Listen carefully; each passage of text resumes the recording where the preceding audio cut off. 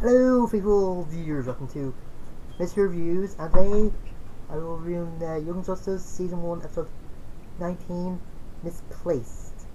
And no, I didn't really plan on reviewing this episode after I reviewed the Halloween one. It just happened to thought of reviewing this before I started these reviews, but whatever. Anyway, in this, Zatanna is just thinking that her dad took her some space, and she does get her a wish when all the adults, or at least every person that's 18 and over, disappear.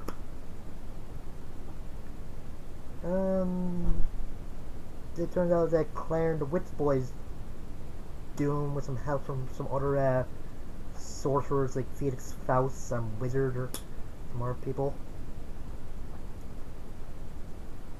And there's a little bit of chaos and just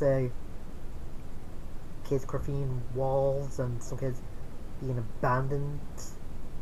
And there's a good moment between Robin and Zatanna where she's just freaking out and worrying that she's not be able to do her father's tracking spell from the Injustice League episode, but Robin just reassures her that she can, and as that good moment.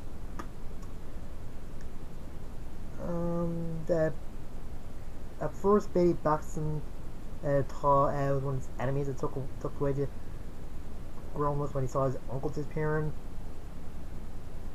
When he has to see that the other adults and that are gone, thinking something else is up, and he tries to get into the cave by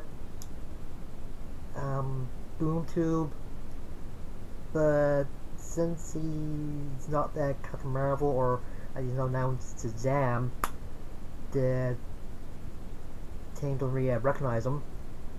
So he gets his friend to drive or to fly him to Mount Justice. I think that's what it's called. But then she disappears when it turns out she turned 18 that night. And at first, Billy was just scared to turn into Captain Marvel because he thought he might disappear with all the other adults. But when he does do it, he's okay, because it turns out that the adults didn't disappear.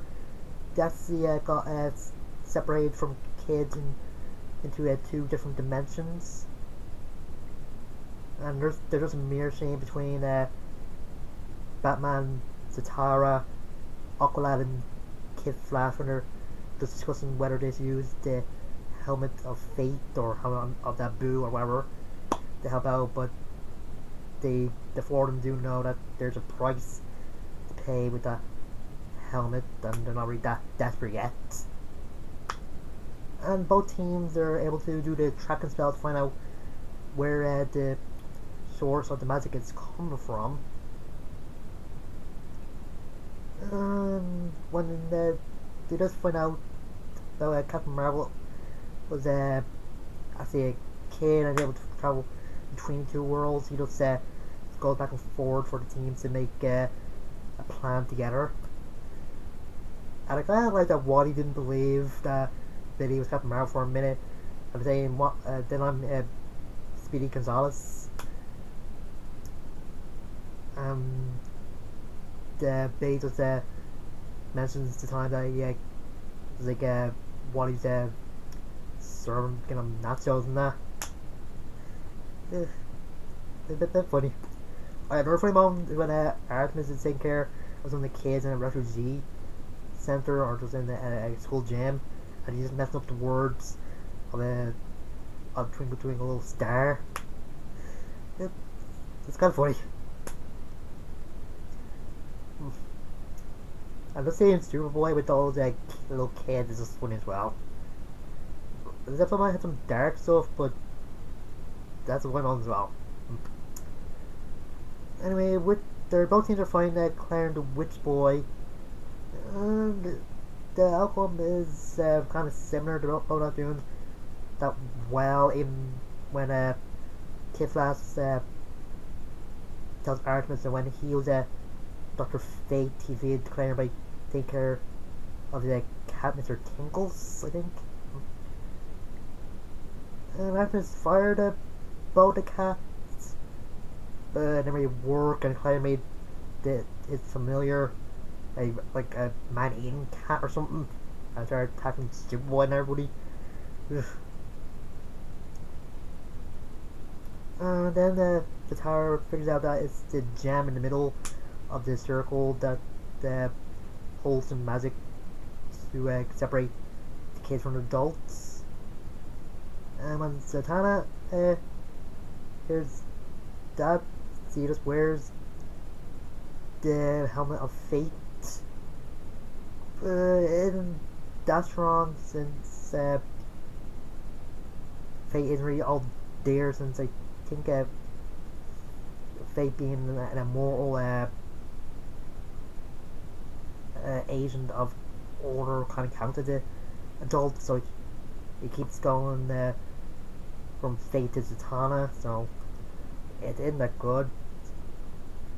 But eventually they do win, thanks to Wally and Captain Marvel getting the gems, and Fate and Zatara doing a spell to put the worlds back together again, or to get the adults and kids back together.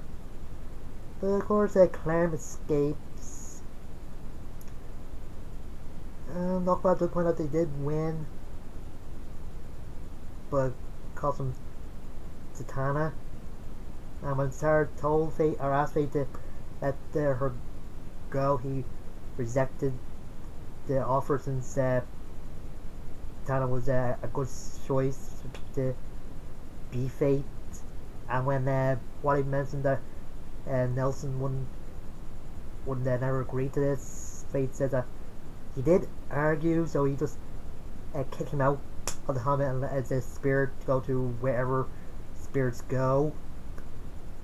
The defense Zatara makes a deal with Fate that if he lets his daughter go, then he'll become the new Dr. Fate. Fate does kind of agree, but just asks what makes what reason would he have to believe him when he if you take off the helmet, he wouldn't be on the shelf again. And Zatara says he gives his word. And wears the helmet after Batman gives his word that he'll take care of Zatanna. And Fate just take care of the other sorcerers.